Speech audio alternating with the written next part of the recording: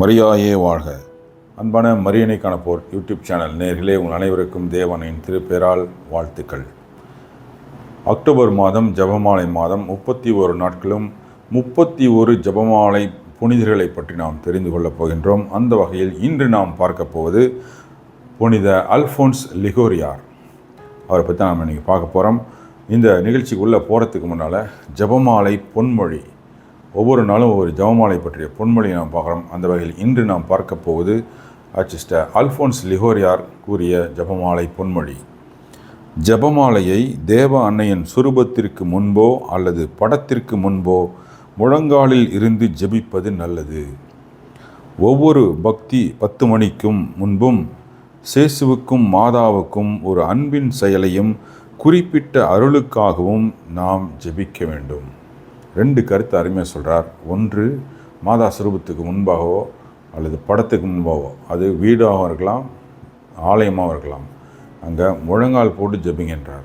2வது, ஒவ்வொரு 10 மணிக்கு முன்பாகவும் ஒரு அன்பின் செயல், ஆக்ட் ஆஃப் லவ், அதற்காகவும் நமக்கு என்ன தேவையோ ஒரு அருளுக்காகவும் நாம் விண்ணப்பித்துட்டு அப்புறமா 10 மணியை நீங்கள் தொடங்குங்கன்றார். அருமையான அட்வைஸ். அடுத்ததாக, மாதா ஜபமாலை ஜெபிக்கின்றவர்களுக்கு தருகின்ற வாக்குறுதி, அதை இப்போ நாம் பார்க்கலாம். ஜபமாலை புண்ணியங்களும் நற்செயல்களும் வளரச் செய்கிறது. இறைவனின் அளவற்ற இரக்கத்தை ஆன்மாக்களுக்கு பெற்றுத்தருகிறது. மனிதரின் இதயங்களை உலகப் பற்றுதல்களிலிருந்தும் அதன் நிலையற்ற பொருட்களிலிருந்தும் விடுவித்து நிலையான பொருட்களின் மீது ஆவலை கூட்டி மேலே உயர்த்துகிறது. இதன் வழியாக ஆன்மாக்கள் புனிதமடைகின்றன. மாதா சொல்கின்ற வாக்குறுதி இது. 15 வாக்குறுதி தராங்க மாதா ஜபமாலை ஜபிக்கிறவங்களுக்கு. அதில் ஒன்று தான் இது. அன்பானவர்களே, இந்த நிகழ்ச்சிக்கு போகிறதுக்கு முன்னால் மாதாவை நாம் வாழ்த்துவோம். பிதாவாகிய கடவுள் கபிரியேல் தூதர் மூலம் தேவதாயை வாழ்த்தினார். அந்த வாழ்த்துதலை தான் நாம் ஜபமாலையில் சொல்கின்றோம். எனவே என்னோடு சேர்ந்து நீங்களும் தேவதாயை வாழ்த்துங்கள். அருள் நிறைந்த மரியாயே வாழ்க, கர்த்தர் உம்முடனே, பெண்களுக்குள் ஆசீர்வதிக்கப்பட்டவள் நீரே, உம்முடைய திருவயிற்றின் கனியாகிய இயேசுவும் ஆசீர்வதிக்கப்பட்டவரே. அச்சிஷ்ட மரியாயே, சர்வேஸ்வரனுடைய மாதாவே, பாவிகளாக இருக்கிற எங்களுக்காக இப்பொழுதும் எங்கள் மரண நேரத்திலும் வேண்டிக் கொள்ளும். ஆமென். அச்சிஷ்ட அல்ஃபோன்ஸ் லிகோரியார் அவர்தான் இன்றைய ஜபமாலை சாம்பியன், ஜபமாலை ஹீரோ. இத்தாலி நாட்டில் நேபிள்ஸ் நகரில் 1696 ஆண்டு செப்டம்பர் மாதம் 27ஆம் தேதி நம்முடைய புனிதர் பிறந்தார். அல்ஃபோன்ஸ் லிகோரியார் 91 வயது வரை அவர் வாழ்ந்தார். அபாரமான அறிவுத்திறன் கொண்டவர். அவர் 16 வயதிலேயே சட்ட பல்கலைக்கழகத்தில் டாக்டர் பட்டம் வாங்கிட்டார். பல ஆண்டுகள் சட்டப்பயிற்சி செஞ்சதுக்கப்புறம் அந்த சட்டத்தொழில் வேணான்ட்டு கைவிட்டுட்டார். அவருக்கு இறை அழைத்தல் கிடச்சிச்சு, தேவ அழைத்தல் கிடச்சிச்சு. அதனால் குருவாகணும் அப்படின்ட்டு சேர்றார். குருமடத்தில் படித்தார். படித்து குருவானவரானார். விரைவில் திருச்சபை வரலாற்றில் மிகச்சிறந்த ஒரு இன்றியமையாத ஒரு இறையியலாளராக அவர் மாறினார், ஆனார். அவர் டாக்டர் ஆஃப் த சர்ச், திருச்சபையின் மறை வல்லுனர். அந்த அளவுக்கு அவர் ஞானம் மிகுந்தவராக இருந்தார். தன்னுடைய வாழ்நாளில் ஏராளமான இறையியல் மற்றும் பக்தி நூல்களை அவர் எழுதியிருக்கார். அவரது வாழ்நாளில் 100க்கும் மேற்பட்ட வெளியீடுகளை அவர் அரங்கேற்றிருக்கார், அச்சடிச்சிருக்கார். அவர் ஆயராக நியமிக்கப்பட்டார். அவர் ஆயரான பிறகு இரட்சகர் சபை அப்படின்ற சபை அவர் ஏற்படுத்தினார். ரெடம்டோரிஸ்ட் அப்படின்ற சபை. அந்த சபை தான் இன்றைக்கு உலகம் முழுவதும் சகாயமாதா பக்தி என்ற ஒன்று வருவதற்கு காரணமே அவங்க தான். இரட்சகர் சபை குருக்கள் தான். அவங்க தான் இந்த சகாயமாதா பக்தியை உலகம் முழுசு, இன்றைக்கி தமிழ்நாட்டில் சகாயமாதா படம் இல்லாத வீடுகளோ அல்லது ஆலயமோ கிடையாது. அந்த அளவுக்கு சகாயமாதா பக்தி வந்திருக்குன்னா அதுக்கு காரணம் புனித அல்ஃபோன்ஸ் லிகோரியார் ஏற்படுத்திய இரட்சகர் சபை குருக்கள். இவர் எப்படி மரியன்னை பக்தராக இருந்தார், மாதா பக்தர் அல்ஃபோன்ஸ் லிகோரியார் எப்படிலாம் இருந்தார்ன்றதை இப்போ பார்க்கலாம். இளமை பருவத்திலிருந்து அல்ஃபோன்ஸ் லிகோரியார் மாதா மேலே மிகுந்த பக்தி வச்சுருந்தார். அதுக்கு காரணம் பார்த்திங்கன்னா அவங்க ஒரு தெய்வீக தாய். அந்த தாய் மாதா பக்தியை கொடுத்து வளர்த்திருக்காங்க அந்த புனிதருக்கு. படித்து பட்டம் வாங்குறப்ப ஒரு அதிசயமான ஒரு செயல் நடந்துச்சு. அவருக்கு 16 வயசில் டாக்டர் பட்டம் வாங்கினார். வாங்குறப்ப அந்த யூனிவர்சிட்டியில் இருந்த எல்லா பேராசிரியர்கள் முன்னாலேயும் முழங்கால் படியிட்டு மாதாவுடைய அமல உறுப்பவ தன்மையை நான் என் வாழ்நாள் முழுதும் பாதுகாத்து ஆதரிப்பேன் அப்படின்ட்டு சொல்லி சத்தியம் பண்ணியிருக்கார். அப்போ பார்த்தீங்கன்னா அமல உறுப்பு கோட்பாடு அப்போ இல்லை. அவருடைய காலத்தில் மாதா அமல உறுப்புவி அப்படின்றத கத்தோலிகர்களே ஏற்றுக்கலை. அப்போ பார்த்திங்கன்னா அது 1854 வரை அமல உறுப்புவின்ற கோட்பாடே திருச்சபையில் வரலை அப்போல்லாம். அப்பயே அவர் என்ன செஞ்சிட்டாருன்னா மாதா அமல உறுப்புவின்றதை ரொம்ப ஸ்ட்ராங்காக அவர் நம்பி அதை அதுக்காக நிறைய டிஃபெண்ட் பண்ணியிருக்கார். அவரது வாழ்நாள் முழுசும், அவருடைய குருவானவர் பணி முழுசும், அவருடைய எழுத்துக்கள் அனைத்திலும் மாதாவுடைய அமல உறுப்பவத்தை ஊக்குவித்து பாதுகாத்திருக்கார் அச்சிஸ்டர் அல்ஃபோன்ஸ் லிகோரியார். 1871 திருத்தந்தை 9ஆம் பத்திநாதர் அல்ஃபோன்ஸ் லிகோரியாருக்கு மறை வல்லுனர் பட்டம் அதை அளிச்சிருக்கார். ஏன்னா அவருடைய எழுத்துக்கள், அவருடைய பிரசங்கங்கள், அவருடைய போதனைகள்லாம் அந்த அளவுக்கு மிகப்பெரிய ஒரு ஞானத்தை வெளிப்படுத்தினதுனால் அவர் திருச்சபையின் மறை வல்லுனர், டாக்டர் ஆஃப் த சர்ச் அப்படின்ற பட்டத்தை அவங்க வழங்கியிருக்காங்க. இது யார் கொடுத்தாருன்னா திருத்தந்தை 9ஆம் பத்திநாதர் தான் 1871 இந்த பட்டத்தை அவருக்கு கொடுத்தார். அவர் இறந்து 100 வருடத்துக்கு பிறகு. இந்த திருத்தந்தை தான் மாதா அமல உறுப்புவின்றதை 1854 அறிவித்தது. விசுவாச பிரகடனமாக அவர் அறிவித்தார், விசுவாச சத்தியமாக. அப்போ குருவானவர் ஆகணுன்ட்டு அல்ஃபோன்ஸ் லிகோரியார் விரும்பி அவர் போனது ஒரு அப்பழுக்கற்ற அவரது மரியன்னை குணநலனை சார்ந்து இருந்தது. அவர் தன்னுடைய சட்டத்தொழிலை வேணான்னு தூக்கி போட்டுட்டு குருவானவர் ஆகணுன்ற ஒரு ஆசையோட முதல் வேலையை என்ன செஞ்சார்னா ஆலயத்துக்கு போகிறார். ஆலயத்தில் இருந்த மாதா சுரூபத்துக்கு முன்னால் முழங்கால் படியிட்டு அவர் வச்சிருந்த அந்த குதிரை வீரனின் வாழ் ஸ்வேர்டு கத்தியை கழட்டி மாதாவுடைய பாதத்துக்கிட்ட வச்சுட்டு அந்த செயல் எப்படி இருந்ததுனால், இனிமேலுக்கு நான் இந்த உலகத்துக்கு நான் வேலைக்காரனாக இல்லை, பணியாளனாக கிடையாது. இனிமேல் நான் மாதா விண்ணக அரசி, பரலோக அரசியான தேவ அன்னைக்குத்தான் நான் ஊழியனாக இருப்பேன், வேலைக்காரனாக இருப்பேன்றத அந்த செயல் மூலம் அவர் காமிச்சார்.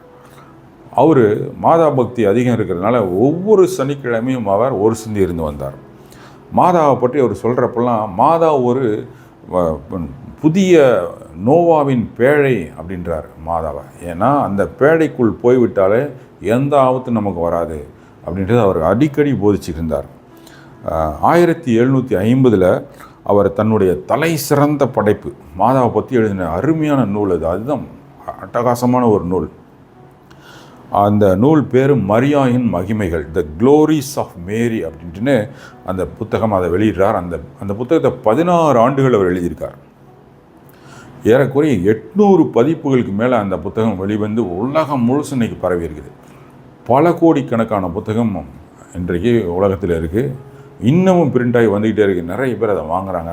தமிழ்லேயும் அந்த புத்தகம் இருக்குது, மரியாயின் மகிமைகள்ட்டு. உங்களுக்கு வேணும்னா நீங்கள் கீழே போயிட்டுருக்கிற ஃபோன் நம்பருக்கு காண்டாக்ட் பண்ணுங்கள்.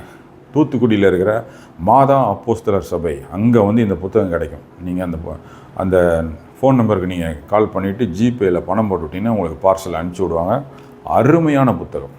அந்த மாதிரி ஒரு புத்தகம், அதை படிக்கிறப்பே நம்ம மோட்சத்துக்கு போகிற இனிமை கிடைக்கும். அத்தனை ரெஃபரன்ஸ் கொடுத்துருப்பார் அல்ஃபோன்ஸ் லிகோரியார். எக்கச்சக்கமான புனிதர்களை மேற்கோள் காட்டி அவர் எழுதின எழுத்து பார்த்திங்கன்னா விவரிக்க முடியாது.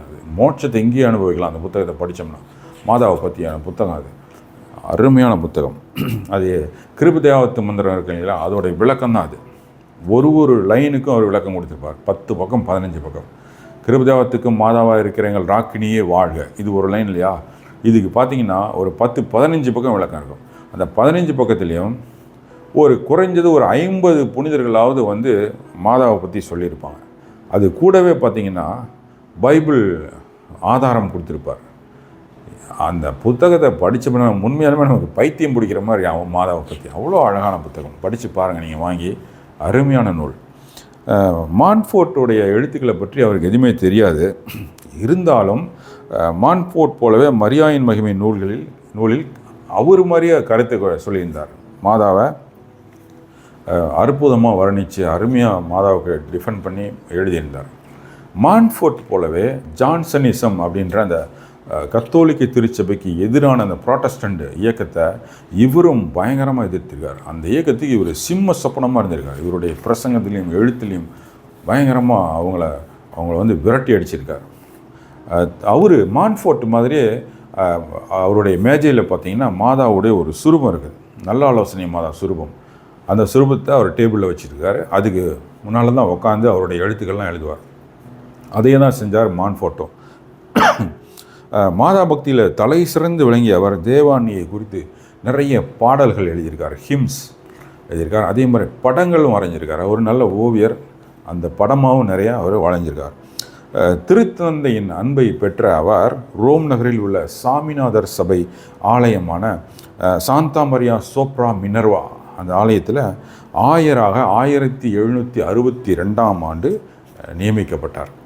அவர் பார்த்திங்கன்னா கடைசியாக அவருடைய வாழ்க்கை எப்படி முடியுதுன்னா 1787 ஆண்டு ஆகஸ்ட் மாதம் 1ஆம் தேதி மூவேளை ஜபத்தின் போது மாதா படத்தை கையில் வச்சிருக்கிறப்ப அந்த படத்தை ஏந்தியவாறே அவருடைய உயிர் பிரிந்தது. 91 வயது, மிக முதிர்ந்த வயதில். இந்த அற்புதமான மரியன்னை பக்தர், அருமையான மாதாவை அன்பு செய்த அன்பாளர் எப்படி ஜெபமாலை நாயகராக இருந்தார், எப்படி ஹீரோ ஆஃப் ரோசரி ஜெபமாலையின் நாயகராக எப்படி இருந்தாருங்கிறத இப்போ பார்க்கலாம். நம்ம திருச்சபையின் மறை வல்லுனர் என்ற பட்டத்தை பெற்ற லிகோரியார் ஜெபத்திலும் மறை வல்லுனர் அப்படின்னு போற்றப்படுகிறார். ஏன்னா எப்பயுமே ஜெபிச்சுக்கிட்டே இருப்பாராம். தினமும் ஜெபமாலை ஜெபிக்கின்ற வழக்கம் அவருக்கு இருந்திருக்குது. அது சாகின்ற வரை அவர் கொண்டிருக்கிறார். அவர் கடைசி கட்டத்தில் இறக்கும் தருவாய்க்கு முன்னால் கொஞ்சம் கொஞ்சமாக நினைவு எழுந்து போவோம் இல்லையா, அப்போ பார்த்தீங்கன்னா அவர் தன்னை சுற்றி இருக்கிறவங்கள பார்த்துட்டு நான் இன்றைக்கி ஜெபமாலை ஜெபிச்சேனா எனக்கு நீங்கள் சொல்லுங்கள் அப்படின்ட்டுருக்கார். இப்போ எந்த அளவுக்கு அந்த நினைவு தப்பிய நேரத்தில் கூட ஜெபமாலை பக்தி அவர் கூடவே இருந்திருக்குது. ஜெபமாலை அவர் இருக்கின்ற வரை, உயிரோடு இருக்கிற வரை அது ஒரு நண்பனாக இருந்திருக்கு அல்ஃபோன்ஸ் லிகோரியாருக்கு. அவர் வாழ்ந்த காலத்தில் தான், அதாவது அந்த நூற்றாண்டில் தான் சிஸ்டர் மான்ஃபோர்ட் இருந்திருக்காரு. அவர் ஜெபமாலை பற்றி எழுதின ஜெபமாலை ரகசியம் அப்படின்ற அந்த நூலை பற்றி லிகோரியாருக்கு தெரியாது. இது பெரிய ஆச்சரியம், எப்படின்னே தெரில. ஆனால் என்ன ஒன்றுன்னா, மான்ஃபோர்ட் எழுதின அந்த புஸ்தகங்கள் எல்லாத்தையும் சாத்தான் வந்து மறைச்சி வச்சிருச்சு. இதை மான்ஃபோர்ட்டை எழுதி வச்சுருக்காரு. அதை நம்ம பார்த்தோம். நம்ம மான்ஃபோர்ட்டுடைய வரலாறில் அவர் சொன்ன மாதிரியே தீர்க்க தரிசனமாக சொன்னார், என்னுடைய நூல்களை பிசாசு தன்னுடைய கூரிய நகங்களால் கோர பற்களால் புதைச்சி வைக்கும், ஆனால் ஒரு காலத்தில் அது வெளிப்படுனார். அந்த மாதிரி வெளிப்படுச்சு. அந்த காலத்தில் தான் இவர் இருந்தார். அவர் மான்ஃபோர்ட் எழுதின புத்தகங்கள் ஒன்றை பற்றி கூட இவருக்கு தெரியாமல் இருந்திருக்கு. இருந்தாலும் தான் ஒரு ஜெபமாலை நாயகர் என்று தன்னைத்தானே தன்னுடைய ஜெபமாலை பக்தியாலும் தான் எழுதி அந்த மரியாயின் மகிமைகள் என்ற அந்த நூலினாலும் நிரூபித்தார். நான் ஒரு ஜெபமாலை வீரன் அப்படின்றத அவர் நிரூபித்தார். அவர் ஜெபமாலையில் சபையில் சேர்ந்தால் பலரையும் அந்த சபையில் சேர ஊக்குவித்தார். அவரே ஜெபமாலை இயக்கத்தில் இருந்திருக்கார். ரோசரி கன்ஃப்ராட்டர்னிட்டின்னுமோ அதில் அவர் இருந்திருக்கார். ஏன்னா அவர் டொமினிக்கன் சபை மூலமாக அப்படியே அந்த பக்தி அவருக்கு கிடச்சிருக்கு, ஜெபமாலை பக்தி. அதில் அவர் இருந்தால் நிறைய பேரை ஜெபமாலை பக்தர் சபையில் அவர் சேர்த்துருக்கார். இப்போ நீங்களும் விரும்பினால், இந்த வீடியோ பார்க்குற நீங்களும் விரும்பினால் அந்த ஜெபமாலை சபையில் நீங்கள் சேரலாம். மாதா 1208 புனித சாமிநாதரிடம் ஜெபமாலையை கொடுத்தாங்க. அந்த பக்தியை அவர் ஏற்படுத்தி சென்றது தான் இந்த ஜெபமாலை இயக்கம். அதில் வந்தவங்க தான் ஆலன் டி லா ரோச், மான்ஃபோர்ட்டு, இவர் இப்போ இன்றைக்கி பார்த்தா அல்ஃபோன்ஸ் லிகோரியார், இவங்கெல்லாம் அந்த சபையில் இருந்திருக்காங்க. அப்படிப்பட்டவங்க புனிதர்கள் இருந்த சபையில் நீங்களும் சேர விரும்பினால் தயவுசெய்து கீழே போயிட்டுருக்கிற 2 நம்பருக்கும் நீங்கள் ஏதாவது ஒரு நம்பருக்கு காண்டாக்ட் பண்ணுங்கள். வாட்ஸ்அப்பில் ஆர்சி அப்படின்னு போட்டு உங்களுடைய பெயர், உங்களுடைய ஊர் 2 மட்டும் இருந்தால் போதும், அட்ரஸ்லாம் தேவையில்லை. ஆர்சி அப்படின்னு போட்டுட்டு உங்கள் பேரையும் ஊரையும் போட்டு அனுப்புங்க. உங்களை ஜெபமாலை பக்த சபையில் சேர்க்குறோம். நீங்கள் ஜெபமாலை பக்தி சபையில் சேர்ந்தால் உங்களுக்கு தினமும் 26 திருப்பலிகள் ஒப்புக் கொடுக்கப்படும். எதுக்குமே நீங்கள் காசு தர தேவையில்லை. ஜெபமாலை பக்தி சபையில் சேர்ந்ததுக்காகவே உங்களுக்கு இது கிடைக்கும். நீங்கள் நீங்கள் அதுக்கு ஒன்று செய்யணும். தினமும் நீங்கள் ஜெபிக்கின்ற ஜெபமாலை மணிகளின் எண்ணிக்கையை இந்த 2 நம்பரில் ஏதாவது ஒரு நம்பருக்கு நீங்கள் வாட்ஸ்அப்பில் நைட்டு 10 மணிக்குள்ளே நீங்கள் அனுப்பிச்சிங்கன்னா உங்களுடைய அந்த எண்ணிக்கை உலக தலைமையிடமான பிரான்ஸ் நாட்டில் இருக்கிற அவ்ரேல் என்ற இடத்துக்கு அனுப்பப்படும். நீங்கள் உறுப்பினர் ஆவீர்கள். தினசரி உங்களுக்கு 26 பூசை கிடைக்கும். இந்த பூசையோட எண்ணிக்கை அதிகமாக தான் ஆகும், கம்மியாகாது. அதனால் நீங்களும் இந்த ஜெபமாலை இயக்கத்தில் சேருங்கள், அல்ஃபோன்ஸ் லிகோரியாரை போல்.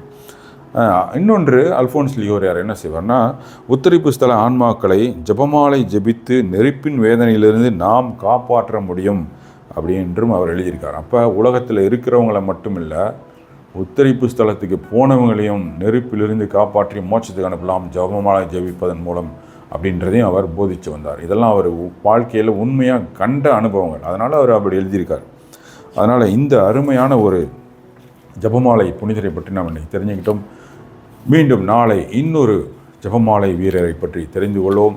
இந்த வீடியோவை நீங்கள் எல்லாருக்கும் ஷேர் செய்யுங்கள். மாதாவினுடைய தூதராக இருந்து எப்படி புனித அல்ஃபோன்ஸ் லிகோரியார் ஜெபமாலை பக்தியை பரப்பினாரோ, எப்படி மான்ஃபோர்ட் பரப்பினாரோ, அதே போல் நீங்களும் இந்த வீடியோவை எல்லாருக்கும் ஷேர் செய்து ஜெபமாலை பக்தியை பரப்புங்கள். மாதாவினுடைய ஜெபமாலையை நாம் கரத்தில் ஏந்தினால் மாதாவின் கரத்தை நாம் பிடிக்கின்றோம். தேவதாயின் மாசற்ற இதயம் போற்றி வணங்கப்படுவதாக. தேவதாய் என்றென்றும் வாழ்த்தப்படுவார்களாக. மரியாயே வாழ்க.